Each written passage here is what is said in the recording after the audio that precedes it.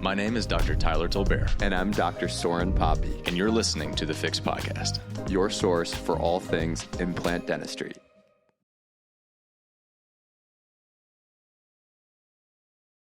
What other courses have you heard that you really like?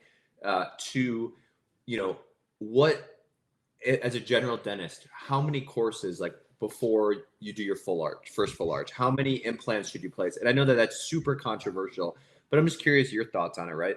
And then I'm curious, once you get into full arch, right?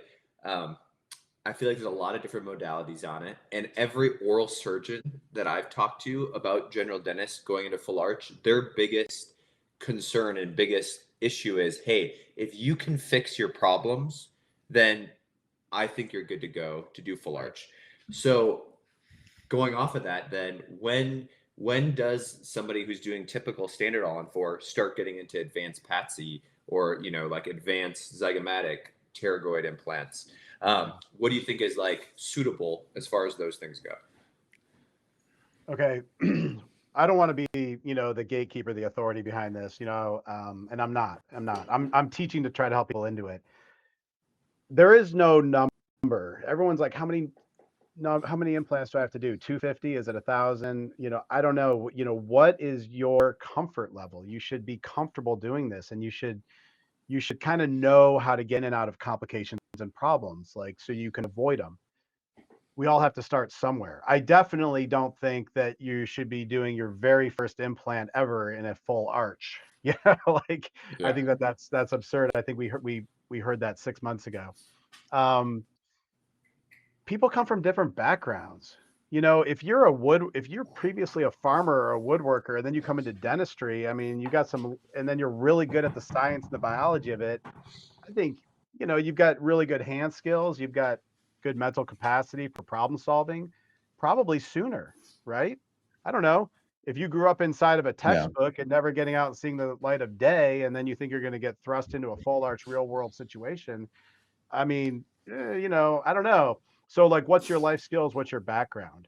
And then I think, in my opinion, you should be prepared to move quickly after standard full arch, because I hate cantilevers and I hate short AP spread.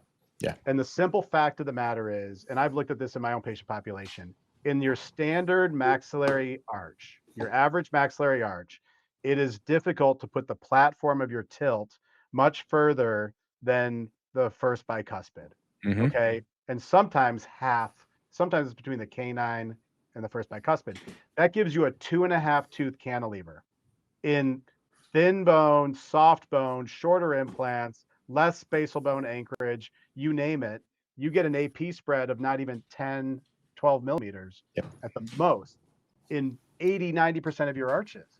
So to say that, I'm going to do a simple maxillary arch, I mean, I'm like, I think I saw 1 out of 350 last year, you don't get simple maxillary arches. And a simple maxillary arch would be like, maybe I've got a second premolar and a 1-tooth cantilever. Yeah. Right. That only happens like 4% of the time. So you got to be prepared, to go and do a pterygoid or a zygomatic or do a shorter bridge. You also have to be prepared to do an FP1. Knife Sonata was just here. We just did an FP1 course with Dr. Sonata. Awesome. Yeah. And shout out to him. We had a great weekend. He and I went skydiving on Sunday. We jumped out of a plane 13,700 feet. Hell yeah. It was amazing. And he's coming back in May. I think we haven't picked the first or second weekend yet, but that guy is so brilliant, and he's probably one of the most even-keeled, level-headed humans on the planet. I love talking to him. He's so philosophical and deep. But like he said, everyone, I'm going to steal this from my buddy, my friend. Everybody's racing to learn zygomatics, and more people should be racing to learn FP1, because truthfully, we're going to see more of those cases. Yeah, you're right. Yeah. For sure. I see it everywhere now, FP1. I see, 5 years ago, everyone that came into my practice was 65. All of a sudden, I'm getting all these 30-year-olds with recovering alcohol, drug habits, just sugar, never cared for their teeth. They don't have a disease of the bone. They have a disease of the teeth. Yeah. Right. So I'm getting very long-winded here, but I think when you jump into full arch, you should be prepared to go all in. That's kind of one of the reasons the name of my podcast. You That's good. know, Yeah. you gotta be like, okay, I'm gonna get to the standard course, and then soon I'm gonna take the remote, and soon I'm gonna take the FP1 because you can't treat 100% of your maxillas unless you know all three. Yeah. So, Mhm. and I'll turn it over here in a second, but that's why we do the education with the continuum 1, 2, 3 and 3 is remote anchorage. And then we do the FP1 with knife. And then if you take all four, you should have the whole Yeah. scope of the project. And I really agree with this too.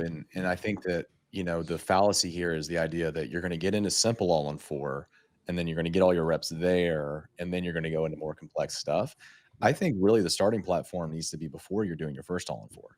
Like you need to show that you have the didactic information. You at least understand what complications look like and what their solutions are, and show the surgical efficacy with much simpler and, with the types of cases that aren't going to blow up on you and like ruin someone's life, right? Like a single implant, like a single immediate. Like if you can place a beautiful single immediate implant in number 9 and you have beautiful soft tissue Yeah. and all the hard and soft tissue is great, you are a very competent clinician, Yeah. right? And then you can get an all in Right. four, and then you can do everything after that, like pretty easily, because you've already got the hand skills, you've already got the knowledge. Like you should be off the Yeah. block really fast. And I've seen so many clinicians that have really eclipsed me in terms of my growth, because I kind of grew through the context of all in four personally. I was like very right off the block, like right out of school, and I grew through all in four.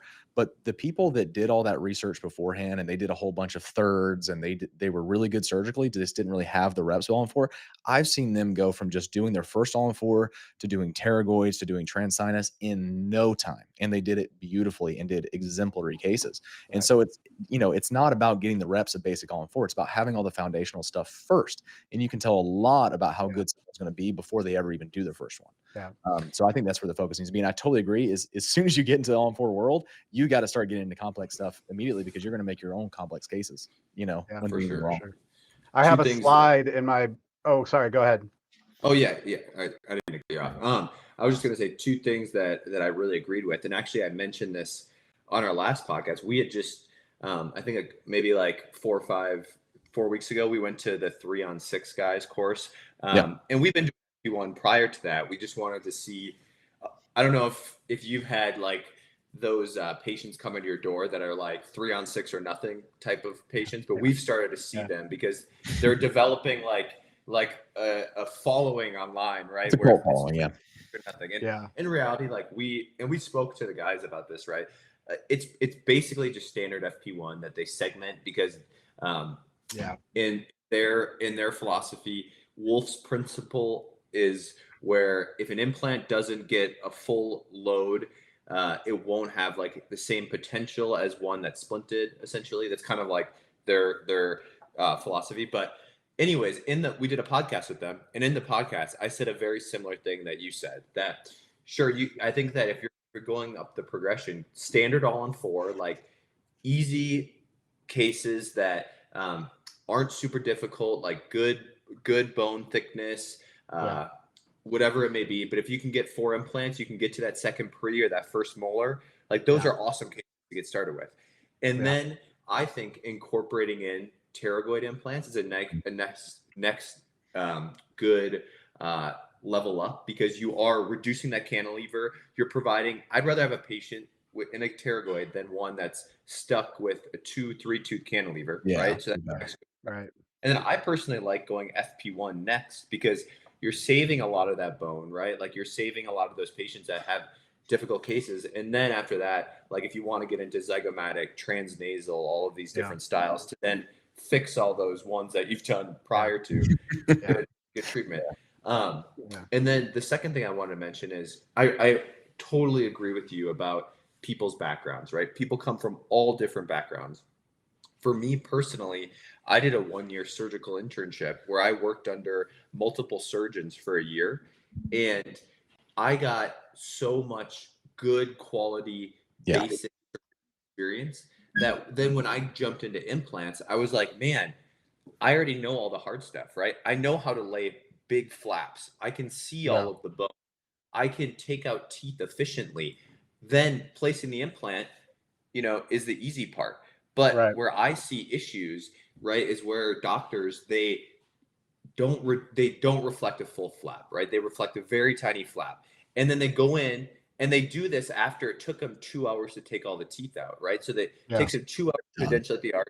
Then they don't make a good flap. Then they're trying to stick the implants into something that they can't see, and it's like, man, you obviously didn't get the proper basic surgical knowledge to then go into the all on four. So that's where, I think that if you get good at surgery, you get good at edentulating, you get good at laying flaps, then the full arch part could be easy for you.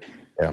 Yeah, I have a slide, and I want to talk about the 3-on-6, Yeah. or the all on, what do they call it? The 3-on whatever. 3 on 6, yeah. Yeah. Thanks. Yeah. 3-on-6. Yeah, but I have a slide in my intro class, and just as we get into the introduction about when are you ready, Mhm. and all on 4, all on X, full arch, fixed immediate load, full arch is just a combination of a lot of skills, and you have to be able to do it expediently and efficiently for the patient. And so it's like you mentioned anterior immediate load. Can I do a single anterior immediate load? Mm. Huge. Yeah. Can I do a full arch of extractions in an immediate denture? That's Mhm. like paramount, right? Can I surgically extract teeth? Can I extract third molars? Right? Yeah. Sinuses. Can I do a sinus lift? Mhm. Okay, that's huge. You need to know in and around a sinus, you're going to be in there. You're going to be in the sinus Yeah. for 100% sure. Can I do an overdenture? Do I know occlusion?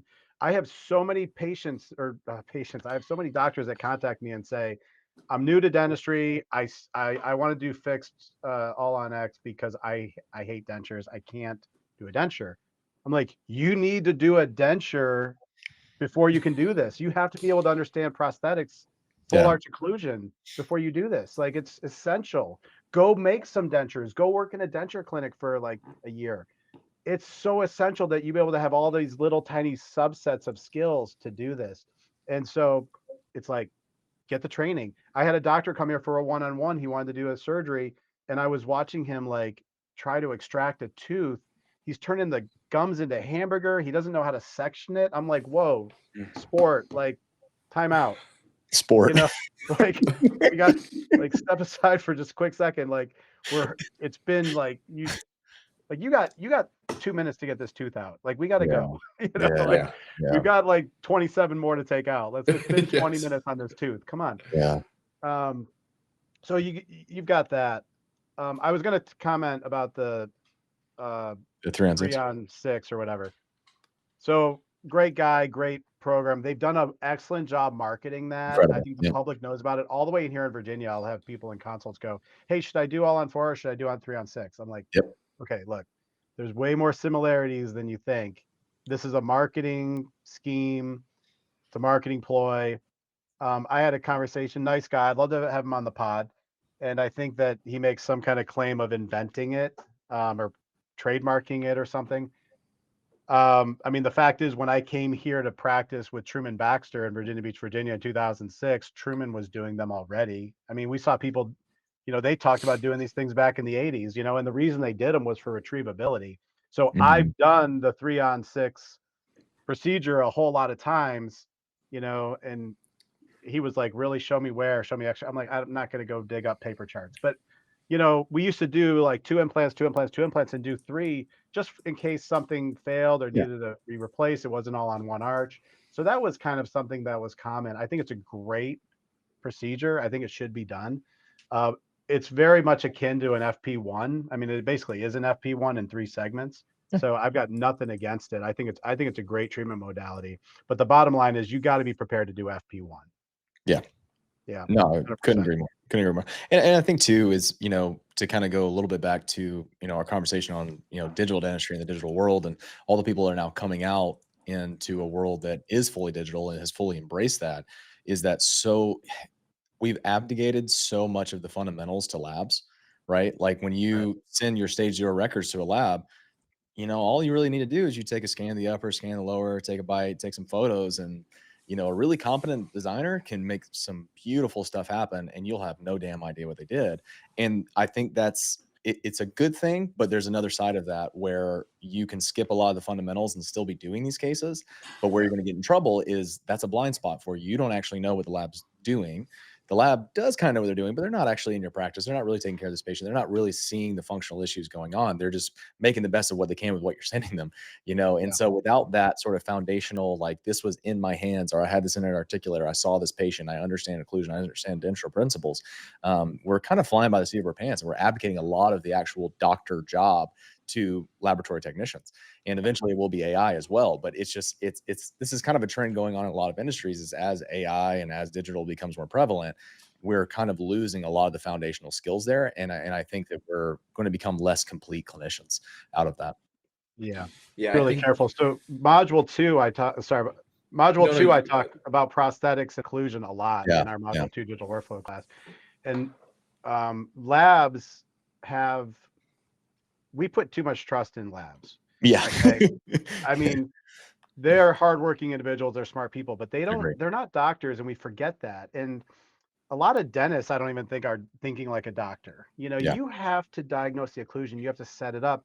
Don't just scan it, get it to the lab, get it back, and then just screw it in. I guarantee you, if you're objective of your prosthetic, you're probably going to see 10 mistakes made that could be better easily. yeah, And you've got to constantly like retrain your lab, retrain your lab. And I go through this. I know this because I have an in-office lab and I was my own lab tech for a while. So now I kind of know how they think as I train new mhm, lab techs. Put way too much trust in labs. I mean, I did a I was going to do a stackable guide course, and I got a major national stackable guide company to come in here and do a case with me, and they were, you know, the expert. yeah. They said, okay, we got your plan ready to go. Your implants are there. And I'm like, let me see them. They're like, don't worry about it. We got the best technician on the job. You know, she's been with us for 12 or 15 years, making Yeah, stackable guides. And I'm like, I want to see, let's go in, let's look at these implants.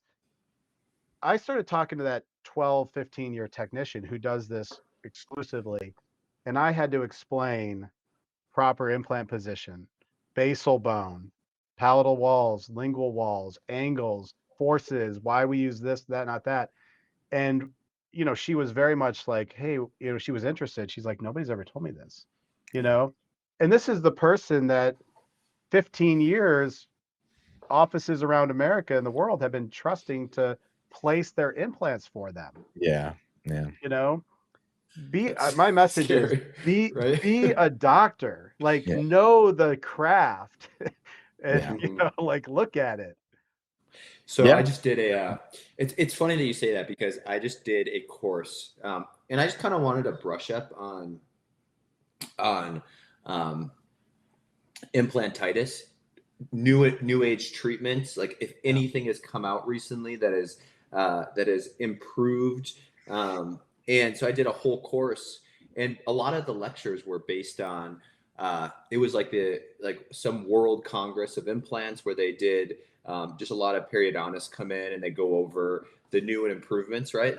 And it was funny because a couple of the lectures were about preventing, right? And it was about like what things can you do prior to your implant placement to ensure that it doesn't have these issues. And the number one cause of implantitis was surgical placement, and it was ensuring that you have proper buckle width, ensuring that you have like all of these super basics, right? And then you go and you look at some people's cases, and they're like, just like you said, there's a lot of doctors out there that is just like, I see bone, I place. Yeah. and Yeah. and there's just so many, if you just really have to think about these principles Yeah. to avoid, you don't want over compression of the buccal plate. You want to make sure that, and don't get me It's wrong, huge. I It's huge. understand that there are cases out there where Yeah. you can't always do a perfect implant placement every single time. But there's a lot of cases out there that I see where I'm like, man, you could have placed that implant a hell of a lot better. And that patient probably isn't going to be back in your chair in 5 years with all their buccal threads exposed. Right. Um, so, like you said, like, I agree that if you're doing guided cases, I think it's important that you review the placements prior to going in Mhm. there and just getting it done because Yeah. um, it can be the difference from you Yeah. doing a revision surgery in the future. For sure. Yeah, for sure. And then, And, you know, uh, our fundamentals course talks about the best anchorage points for implants. And so Yeah. oftentimes I see stuff on Instagram and the doctor has completely missed all of the anchorage points. Like all of the basal bone is missed. You know, I mean, I just saw a post last week where a doctor said, the GP, I think, posted it. He said the surgeon got excellent torque, 30 to 40 in all of the sites. Wow. You know, the lowest that you should get to Yeah. load. Wow. you know, and I was like, I commented, I still haven't gone back and seen if there was a reply on it, but I was like, hey, if you're not getting like 60 to 100 newtons on, 90% of your implants, like DM me, like call Yeah. me, like, Yeah. like it's Right. like they should be tight, tight, Yeah. tight, Yeah. tight. Um, it just blows my mind, what's out there. People just trust by the surgeons. And a lot of surgeons are my friends. Surgeons are going to watch this. Love you guys, everybody. But just being a surgeon doesn't make you an authority on implants. No. Okay.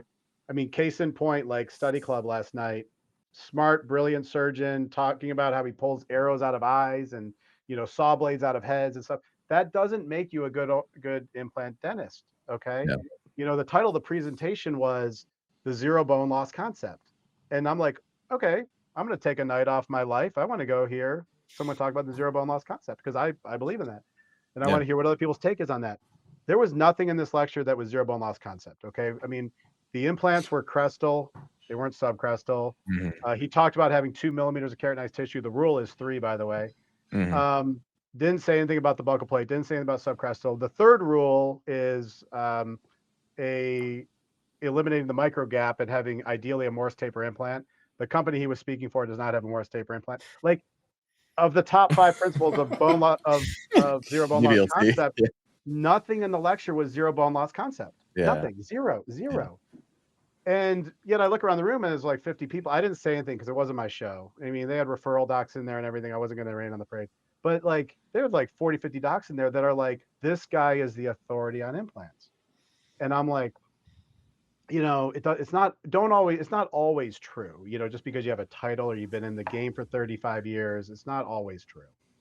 Yeah. Yeah, I agree with that. I mean, Tyler and I, we have had probably, almost every single top doctor on the podcast. And I'll tell you that one thing that between all of them is the ones you can tell that are super super good at what they do are the ones that are continuously learning, right? They're just like Yeah. that's their thing. We just had Zelig on the show, and I think of Zelig as, he is a beast. He does stuff that I am like, man, that is impressive. He's I don't the know if you guys godfather. just saw. Did you guys just see the one where he took the whole like, Yeah. Yeah. Yeah. yeah, and Oh, I was like, yesterday. "Man, Yeah. I would not have touched that.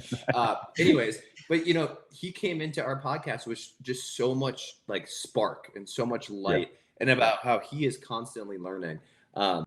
And I mean, I guess I'm not trying to say that there aren't implant authority figures, but what I do want to say is that before you step on stage and lecture to a bunch of people, make sure you have your facts straight, right? And make sure that that what you're talking Yeah. about, if somebody rebuttals it, you can have an answer for that, because there are people out there that are much further along that aren't up on that stage, and maybe that's because they think they're constantly learning. Yeah. Oh, I mean, I'll go to any lecture. I want to hear what other people have to say. But throwing in that buzzword zero bone loss concept to get people to show up and then not talking about it's like the same thing as we have photogrammetry, but you don't have photogrammetry. Like the word doesn't define what you're doing just because you use the word. Yeah. So it's like just everyone just maybe go learn from a lot of people. You can't just trust one source, but go learn from a lot of people because there's a lot of I hate the term on meta misinformation that's just kind of my skin crawls when they say misinformation. But Yeah. there's a lot of misinformation out there in the lecture circuit and on You bet. stage. I mean, I've seen it in main podiums with like 1,500 dentists in the audience, and someone's up there talking about something that's just total bullshit. Like, Yeah. no, you can't just like tunnel and like shove a bunch of particulate over the ridge. I literally saw this one time. We're gonna cut, we're gonna tunnel, we're just gonna shove a bunch of particulate on the posterior mandible and come back in 6 months. And I do implants like this, and it works every single time. Like I'm like, there are 1,500 doctors in here listening to this BS. Like, stop. You're like, stop, time Yeah. out. Like, no, that doesn't work. You're going to get people in trouble. Yeah, right, right. Yeah, no, I totally understand that, and we've experienced that too. Like we've been to some, I won't drop names, but we've been to some like pretty big, conferences that attract people from all over the world, and seeing some of the things that get talked about, and it's like, man, I don't really know that this is. I don't see how this is reflected in reality. Like I don't really see how what Yeah. you're saying could actually be true. It's not innovative. It's nothing, spectacular, but you can make a very convincing slideshow and convince people that what you're doing is just, God's gift to earth. But yeah, I mean, it's funny the disconnect from like the lecture circuit and what actually Yeah. works in reality. Yeah. I will say that a lot of times when you see that, right, I typically rarely see a 1 5 year follow up on those type of things. Sure, you could stick a bunch of allo xeno mix in an area and it's going to look pretty on the X-ray on the day of surgery.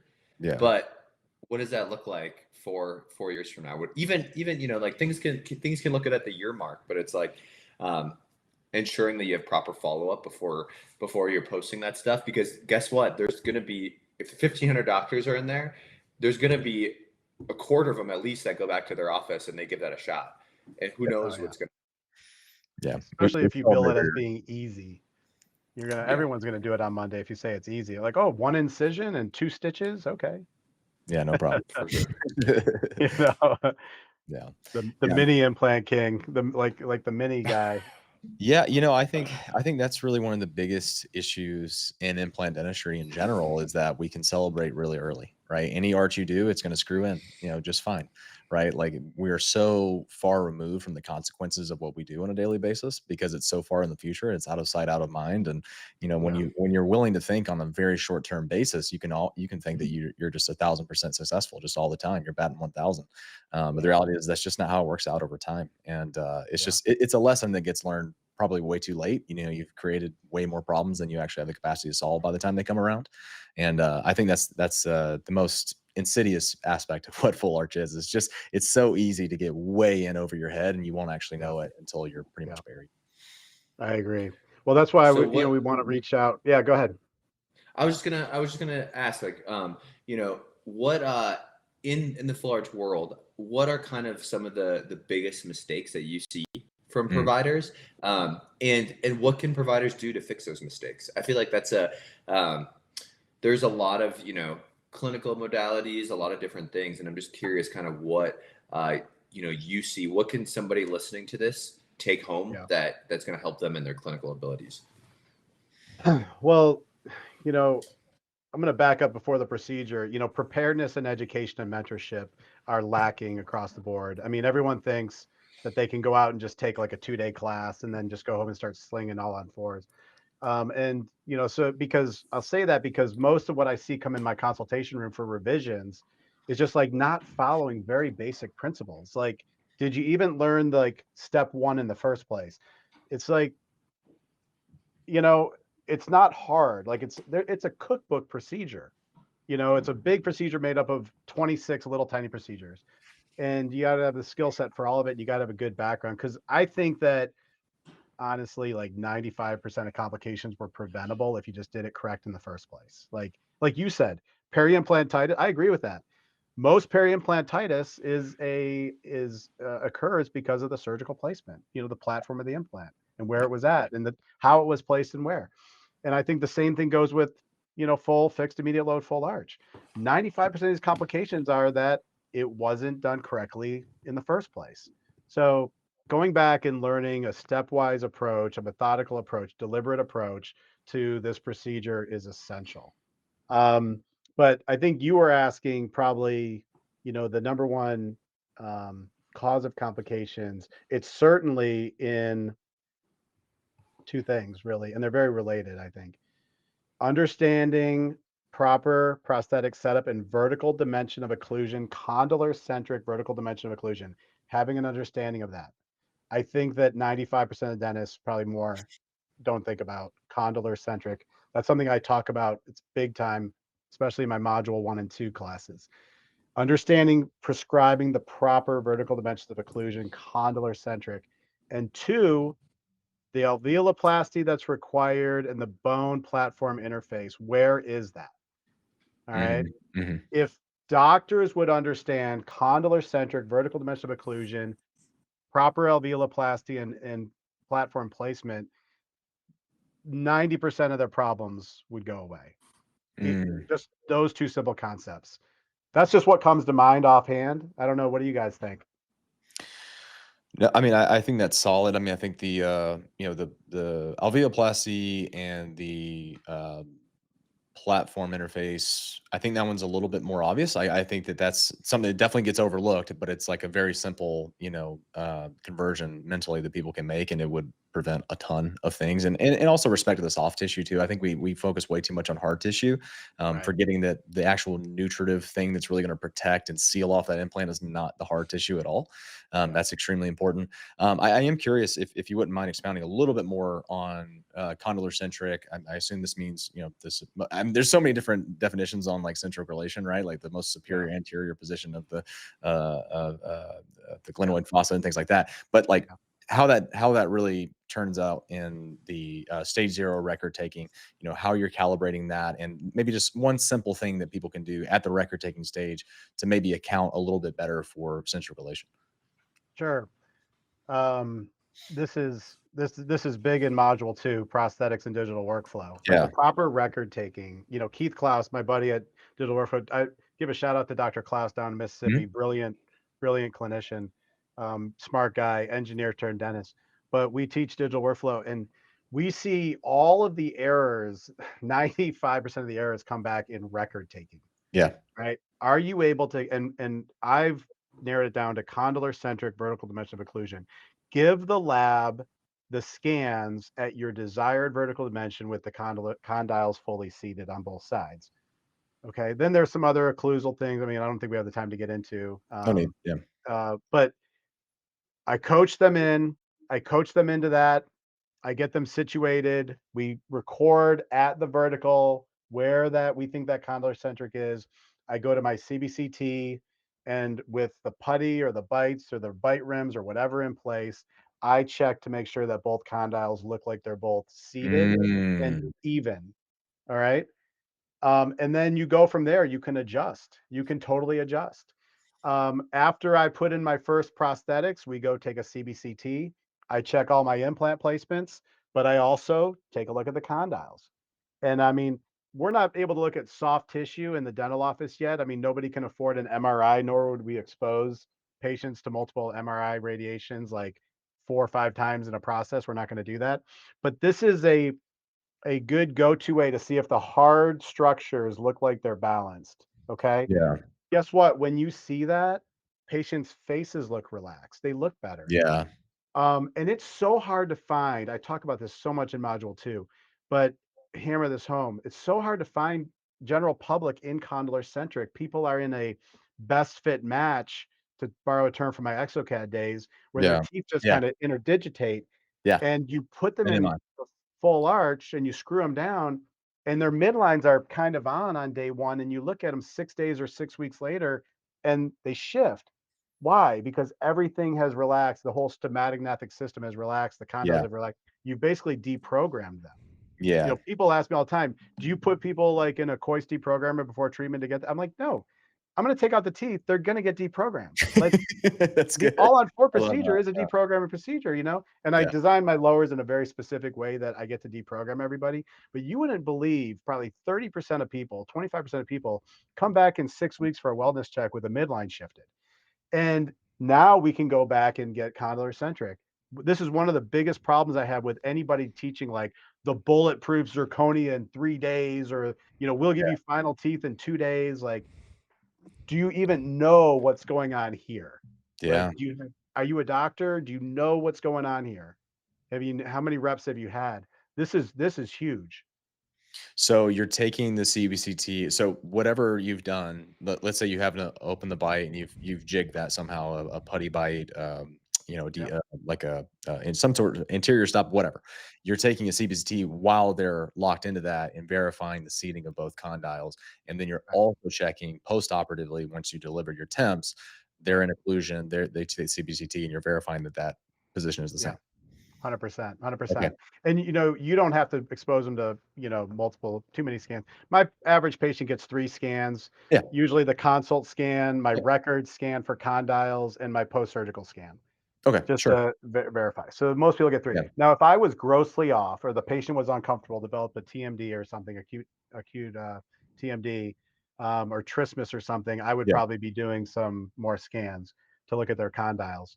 But Yeah. the true test is symptoms. So we get it close, and 99% of the time, it's great. The patient looks relaxed. They say, "I've never felt better. My headaches are gone. I didn't even know it was all related to my bite." Then that 1% of the time, it's not always true, right? You gotta let's see what looks balanced on the face, see when the patient's comfortable. Symptoms are the ultimate test. Yeah. Ultimate test. No symptoms, and they look and feel better.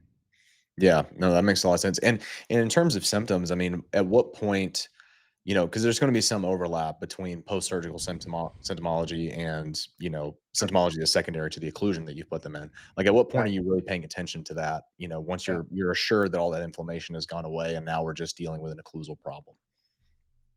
Say that again? I'm sorry, I got I guess interrupted. yeah, Misheard no, you. no, you're fine, you're fine. So, like, post-operatively, a patient may Yeah. say, "Oh, my head is hurting," or "My muscles feel sore," or whatever's happening. How do you kinda differentiate between, what's a post-operative surgical complication or maybe them just accommodating to a new bite and having gone through surgery and things versus something Yeah. that's actually secondary to how their occlusion's set up? Okay, well, there's no secret about it. This is a major surgical procedure. Yeah. Okay. Anybody who says it's simple is just not being truthful with themselves. Yeah. It can take 6 weeks for the Yeah. face to fully like settle down. Yeah. Anybody who's had any surgery whatsoever, they know the body goes through a very, slow healing process. That first sigma of 4 to 6 weeks is big. Nobody Yeah. feels 100% normal in less than 4. I mean, Yeah. even if it's just like I feel funny, right? Yeah. So you gotta you've got, like, some growing pains to do. Um, but I'm talking about that person that you see that, like, you can tell they've got, like, trismus, they've got, Mm. um, some spasms, they don't look or feel good. You can tell, like, they come in and they look at you and they're like, "Everything yeah, is everything okay?" You're like, "Yeah, everything's fine." I'm like, "No, your bite's off." Like, Yeah. you shouldn't look this stressed. When you get somebody's vertical dimension and centric in and you're making adjustments, literally they'll close down and they'll be like, "Oh my god, that feels better." Yeah. You know? Yeah. So you've got to listen to prosthetics is a huge listening game. Mhm. People be like, "I'm having trouble with my speech." Okay, what do you think is happening? Tell me what you think is going on. Mm. I know how to deal with speech. I was in speech therapy as a kid. My sister-in-law is a speech therapist. We talk about it all the time because, by the way, if you're a dentist out there doing prosthetics, take speech, Mm. take speech therapy education. You're gonna need it. You're gonna Mm. need what the tongue does on different random movements. You need to know that. Um, Yeah. so, but I mean, I might already know, but I ask, what do you think's happening? You Yeah. know, the diagnosis oftentimes is in listening. Mm. Yeah, no, I like that a Okay. lot, and that's one of those nuances that, like, I think that when people get really into, say, full mouth rehab, right? They're working with natural dentition, they're trying to open up someone's bite and reestablish a whole new smile and things like that. I mean, you have to go really deep, right? Like, you go into Coyce, you go into Dawson, different occlusal philosophies, and, like, you have to go really deep and, like, really learn the technical aspects of it, and it seems like most people that take full mouth rehab seriously, they go and do that, and they go down those continuums.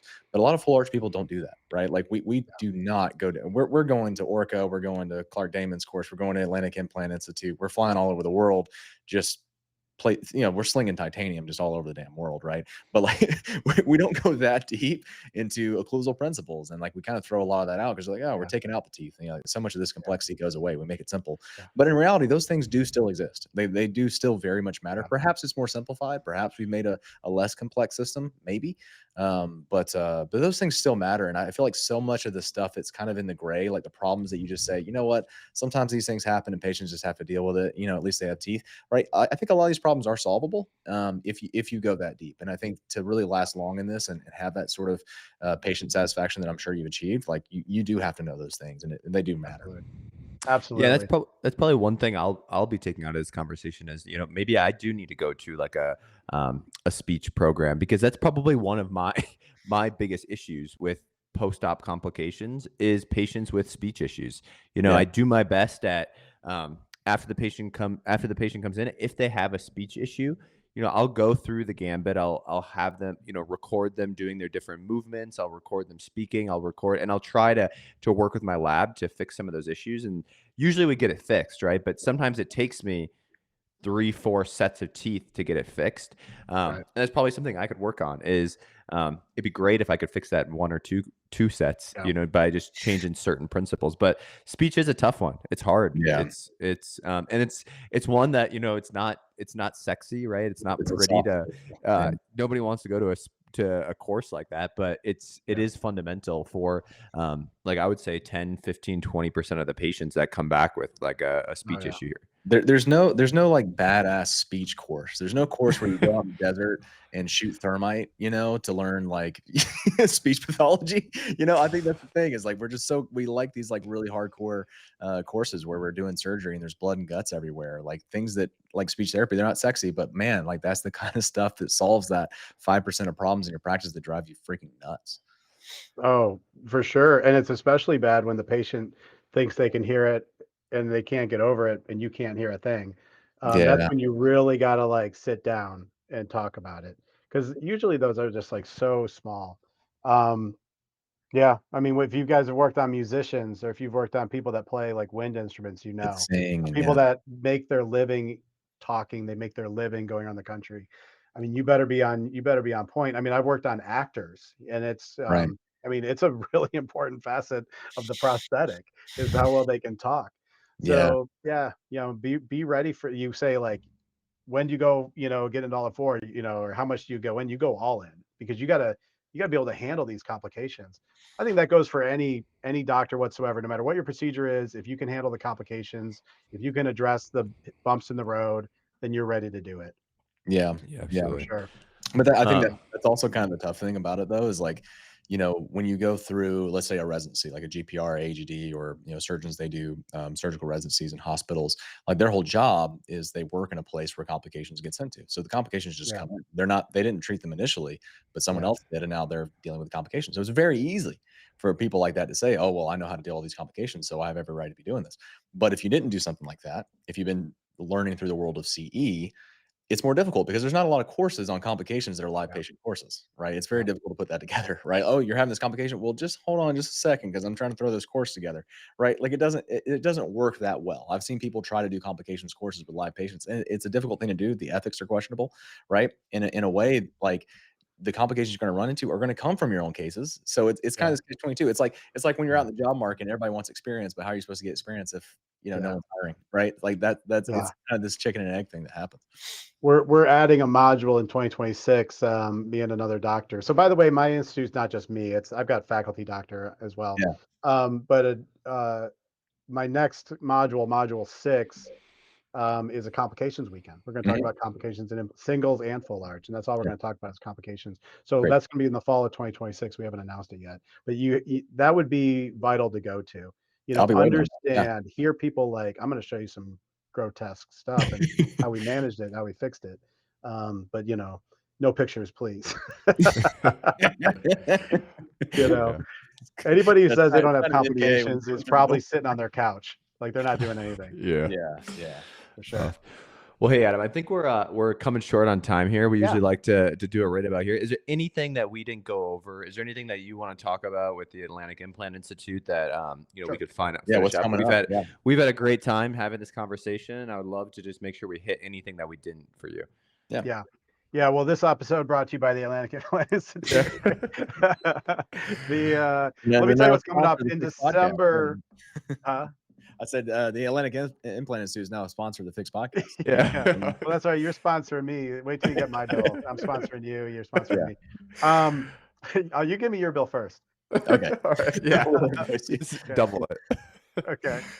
In December, my buddy Juan Gonzalez is here for remote anchorage, core Great. anchorage. We've got that 2 days plus cadavers. We're going to do. By the way, all of our classes are didactic, hands-on, live surgery observation, and usually a lab like a cadaver course. So that's in December. So you got a chance to come learn remote anchorage. In January, I'm going to start the continuum over with module 1. Mhm. And I'd like to put a special shout out right now. Anybody that is looking to get into full arch, you need to come to Module 1, Boot Camp Core Fundamentals. If you don't know if you want to take the continuum, just take Module 1, and we see probably 3/4 of those people add on Module 2 and 3 later. So January, you want to be there. My co-faculty, Dr. Athena Gadarzi from 4M Institute in Los Angeles, Mhm. a good friend of mine. She's co-hosting Module 1 with me. And then we've got FP1 will come back in May with Dr. Sonata, business of full arch in April as well. And then we'll have live patient experience in the fall. I do not know yet if we're going to run the continuum twice yet for 2026, only because I'm very, very busy. Yeah. So, you know, Naturally. Yeah. take it now while you can. It might be your only time. Awesome. Awesome. Yeah, Yeah. that's great. And I think we got to make our way out there and see all those wonderful things you got cooking. We've been following your videos and seeing all the things that you test out. And I think it'd be really awesome just to work with you in person and see how some of that goes down. So I definitely want to look at that complications course, and I promise I won't tell any stories after. For sure. And send your docs. Your docs need training. Send your docs. Yeah, you bet. You bet. Yeah, Awesome. for sure. Yeah. Well, Dr. I Hogan, thank appreciate you it. so much for coming on the Fix podcast and also for having us on your podcast. This has been a lot of fun. It's been a really easy conversation to have, and I'm sure we could have gone twice as long if we had the time. But, I just really appreciate all the experience you bring to the forefront. And thank you so much for democratizing all this knowledge and all this experience you've had to so many people that want to go out and do full arch and get themselves in trouble, right? This is just an awesome thing that you're doing. And, I think the world needs more podcasts on fixed. It needs more podcasts on implants. We need to be talking about this stuff more, the real world, the complications come along with it, all the pitfalls and things. And I think you're doing an excellent job with that. And anything we can do to help support that, we're more than happy to do it. Thank you very much. No, it's been a pleasure talking to you. Second time we talked, you guys are easy to chat with. I can see why you're so successful, Thank and I you. can see why doctors would want to work with you too as well. My Appreciate hats off to you on the empire of offices. It's something I haven't done yet and often dreamed about, but Yeah, not sure I'm ready to get into. Maybe we talk offline on that more, help each other Yeah. out. definitely. All right. Definitely. Sounds good. Thank All you. right. You have a good All right. one. Peace Appreciate out. it.